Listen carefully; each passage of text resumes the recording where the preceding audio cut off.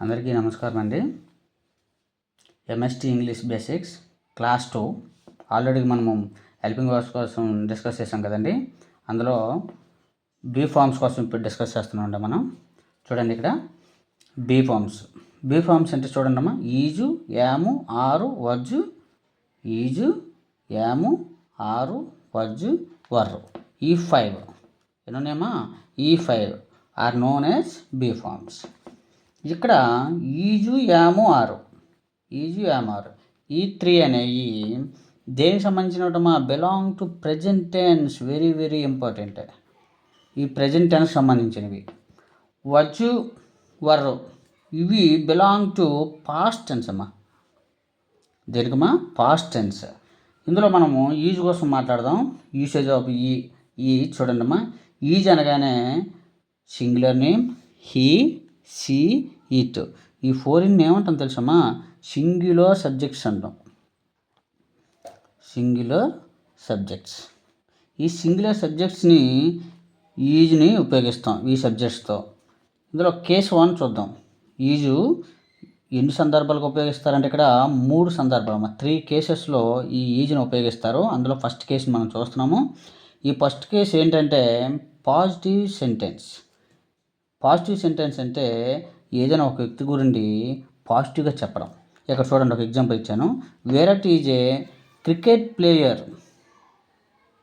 Ram Charan is a actor. ఇలాంటిది ఎవరికైనా సరే మనము పాజిటివ్ సెంటెన్స్ చెప్తే వాళ్ళని పాజిటివ్ సెంటెన్స్ అంటారమ్మా. లేదు నెగిటివ్, కేస్ 2 చూడండి. కేస్ 2 వచ్చేసరికల్లా నెగిటివ్ సెంటెన్స్ అంటే Virat is not a doctor. అతను డాక్టర్ కాదు, అంటే తన గురించి నెగిటివ్గా మనం చెప్తున్నాం. నెగిటివ్గా చెప్పేటప్పుడు పర్సన్ కోసం నెగిటివ్ సెంటెన్స్ అంటాం, పాజిటివ్ చెప్తే పాజిటివ్ సెంటెన్స్. ఈ 2 కేసుల్లో ఈజ్ అనేది మనకి యూజ్ అవుతుంది. ఎక్కడ మనకి ఈజ్ వచ్చింది, అదేవిధంగా ఇక్కడ కూడా నెగిటివ్ సెంటెన్స్లో కూడా మనకి ఈజ్ వచ్చింది. ఇప్పుడు థర్డ్ కేసుకి వెళ్ళిపోతున్నాం మనం. ఈజ్ చెప్పేటప్పుడు చూడండి అమ్మా, వెరీ వెరీ ఇంపార్టెంట్ అమ్మా థర్డ్ కేసు.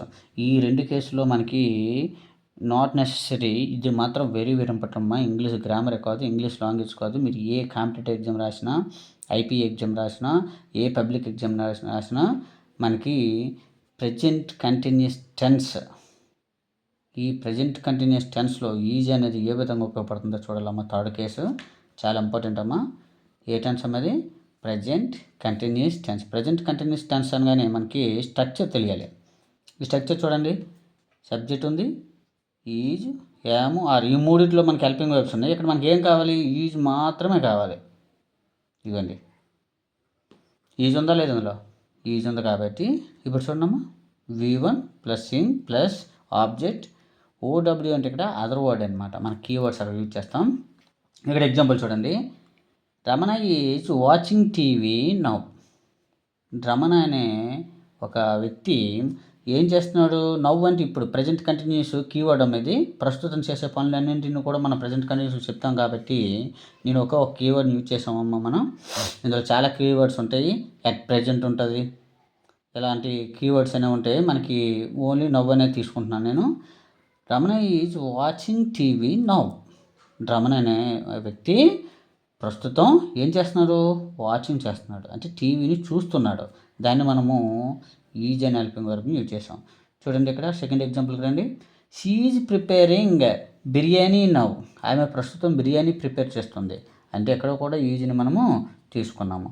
అంటే ఈజ్ని మళ్ళీ ఫస్ట్ నుండి వచ్చినట్లయితే పాజిటివ్ సెంటెన్స్కి, నెగిటివ్ సెంటెన్స్కి, అదేవిధంగా ప్రజెంట్ కంటిన్యూస్ టెన్స్ రాయడానికి ఈజ్ను ఉపయోగిస్తాం అన్నమాట. ఇది ఈజ్ గురించి. నెక్స్ట్ సెకండ్ వచ్చేయండి అమ్మా, యూసేజ్ ఆఫ్ యామ్. యామ్ అనగానే ఇక్కడ మీరు చూడండి, సబ్జెక్ట్స్ని తీసుకోవాలి. Only I. ఏం తీసుకోవాలమ్మా? ఓన్లీ ఐతో మాత్రమే యామ్ వస్తుంది. కాబట్టి ఐ అనే సబ్జెక్ట్కి యామ్ అనేది తీసుకుంటాం మనం. ఇందులో కూడా సేమ్ 3 కేసెస్ ఉంటాయి. ఈ 3 కేసులో first case same positive sentence. Positive sentence చూడమ్మా, I am a teacher, I am a doctor, I am a lecturer. ఇవన్నీ కూడా పాజిటివ్ సెంటెన్స్ చెప్తాం. ఇందులో ఐ ఉంది కాబట్టి ఐకి మనము యామ్ రాసామమ్మా. Negative sentence same, I am not a teacher, I am not a player, I am not an actor, అని మనం ఎన్నైనా అనుకోవచ్చు. నాట్ యూజ్ చేసాం కాబట్టి నెగిటివ్ అయ్యింది. ఇందులో కూడా ఈ సబ్జెక్ట్ వచ్చింది కాబట్టి మనం యామ్ అనేది యూజ్ చేసాం. ఇక్కడ మళ్ళీ థర్డ్ వన్ అమ్మా, చెప్పాను కదమ్మా కేస్ 3 అనేది చాలా ఇంపార్టెంట్ అమ్మా. సేమ్ అమ్మా present continuous tense. We have already discussed about that present continuous tense. What is the structure? Now చూడొచ్చు స్ట్రక్చర్. ఇక్కడ సబ్జెక్ట్ ఉంది, ఈజ్ ఉంది, యామ్ ఉంది. ఇక్కడ మనకు కావాల్సింది ఏంటమ్మా యామ్. ఇగండి అమ్మా యామ్ ఎక్కడ ఉంది చూడండి. ఈ యామ్ ఎక్కడ ఉంది కదా, ఈ యాము ఇగండి ఎక్కడే రాశాను నేను. ఎగ్జాంపుల్ చూడండి అమ్మా. I am writing a letter now. నేను ప్రస్తుతం లెటర్ రాస్తున్నాను. ఇగమ్మా am writing present continuous. I am explaining English now. ప్రస్తుతం నేను ఇంగ్లీష్ని ఎక్స్ప్లెయిన్ చేస్తూ ఉన్నాను. ఇగండి అమ్మా యామ్. ఐకి మనం తీసుకుంటున్నాం. అదేవిధంగా ఇవమ్మా ఇప్పుడు 3 ఆర్ చూద్దామమ్మా. ఆర్కి కూడా మనకి యూసేజ్ ఆఫ్ ఆర్ ఉన్నది కదమ్మా. ఆర్ కూడా మనకి హెల్పింగ్ ఇక్కడ సబ్జెక్ట్స్ చూడండి అమ్మా ఒకసారి. ఏంటంటే ఈ subjects plural names. We, you, they, ఇవన్నీ ఏంటమ్మా ఏంటంటారు వీటిని ప్లూరల్ సబ్జెక్ట్స్. ఏమంటాం మనం plural subjects. So plural subjects take the helping verb are. Now we have to understand very clearly. Plural subjects take are. We have also 3 cases here. First case positive sentence. Positive sentence example Raju and Ravi. చూడండి ఇక్కడ రాజు and Ravi. ఈ రాజు and Ravi అనేది ఇద్దరు కాబట్టి plural subject. ఇది plural subject కాబట్టి మనము ఇక్కడమ్మా ప్లూరల్ సబ్జెక్ట్ కాబట్టి ఆర్ యూజ్ చేసాము. Friends, Raju and Ravi are friends. వాళ్ళిద్దరూ ఫ్రెండ్స్ అని అర్థం, Raju Ravi. Next case 2 negative sentence. Negative సెంటెన్స్లో చూడండి మళ్ళీ అదే సబ్జెక్ట్ని తీసుకున్నాం మనం. ప్లూరల్ సబ్జెక్టే వీఆర్ నాట్ స్టూడెంట్స్. ఏంటమ్మా వీఆర్ నాట్ స్టూడెంట్స్. ఇక్కడ నెగిటివ్ నాట్ వచ్చింది కాబట్టి వీఆర్ నాట్ స్టూడెంట్స్. ఇది కేస్ 3 చూడండి అమ్మా. కేస్ 3 ప్రతి చోట మనకి ఇంపార్టెంట్ అవుతుంది కాబట్టి చూడండి. Present continuous tense. Present continuous tense అంటే మన టెన్స్ స్ట్రక్చర్ తెలుసు. ఇక చూద్దాం. యూ అనేది ప్లూరల్ సబ్జెక్టు, దే అనేది కూడా ప్లూరల్ సబ్జెక్టు. ఆర్ రాసాం అందుకే రెండింటికును. Playing kabaddi now. అదేవిధంగా they are going to Vizag now. ఈ రెండు కూడా. You are playing cricket kabaddi now once అంటే ప్రస్తుతం నీవు లేదా మీరు, రెండు వస్తాయి ఇక్కడ. నీవు లేదా మీరు ప్రస్తుతం కబడ్డీ ఆడుతున్నారు. ఇక్కడ ఏంటంటే దే అంటే వారు ప్రస్తుతం వైజాగ్ వెళ్తున్నారు. ఇదనమాట. నెక్స్ట్ 4th వన్ చూడమ్మా. Usage of verge. Usage of verge means verge takes how many subjects here? 1 2 3 4. Singular noun he, she, it. These are also called singular subjects. Singular subjects. ఈ సింగులర్ సబ్జెక్ట్స్లో వర్జ్కి తీసుకుంటాము. కేస్ 1 చూడండమ్మా. Positive sentence. Positive సెంటెన్స్లో EX అంటే మనకి example అని చెప్పుకుంటున్నాం కదమ్మా. Lakshmana was a lawyer. Lakshmana was a lawyer. Lakshman అనేది సింగులరు, వర్జ్ తీసుకున్నాం చూసారా. లాయర్ అంటే లక్ష్మణ్ అనేవాడు లాయర్ అని అర్థం. నెక్స్ట్ కేస్ 2 చూడండమ్మా. Negative sentence.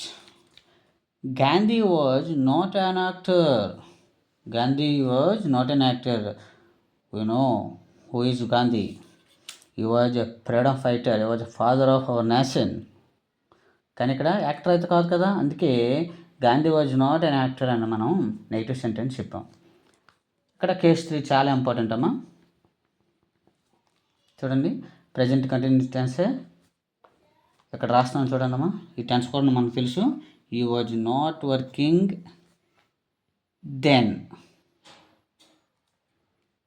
Was not working then అన్నాను. అంటే ఇక్కడ నెగిటివ్లో రాసిన పాజిటివ్లో రాసిన మీరు అబ్జర్వ్ చేయండి, అది ప్రజెంట్ కంటిన్యూసే.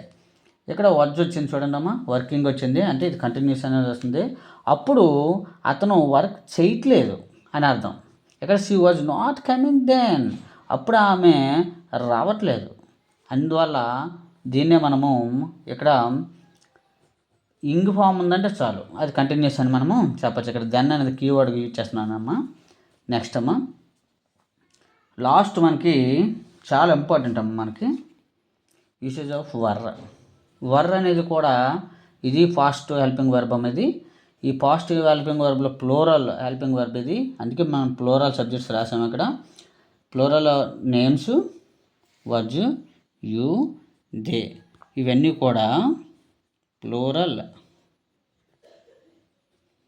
సబ్జెక్ట్స్ అమ్మా. ఈ ప్లోరల్ సబ్జెక్ట్స్లో మనము వర్డ్ యూజ్ చేస్తాము. ఇందులో కేస్ 1 చూద్దాము. Positive sentence.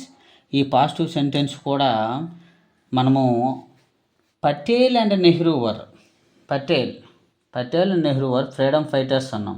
ఎందుకంటే వీళ్ళు ఫాస్ట్లో ఫ్రీడమ్ ఫైటర్స్ కాబట్టి మనము వర్ అనేది తీసుకున్నాము. నెక్స్ట్ నెగిటివ్ సెంటెన్స్ చూడమ్మా. We were not good friends. Negative అన్నాం కదమ్మా, నాట్ యూజ్ చేయాలి ఖచ్చితంగా. We were not good friends, మేము మంచి మిత్రులము కాదు అని అర్థం. కేస్ 3 చూడండి అమ్మా, వెరీ వెరీ ఇంపార్టెంట్ అమ్మా. Case 3 present continuous tense.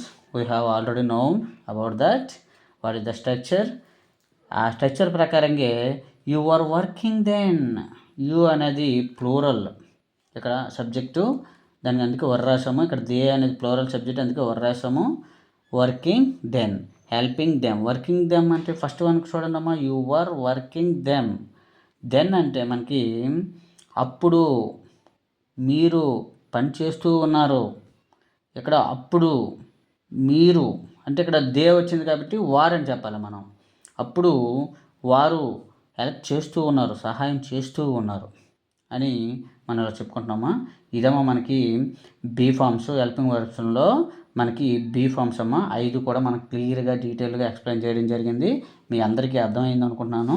Thank you for understanding and watching. Thank you.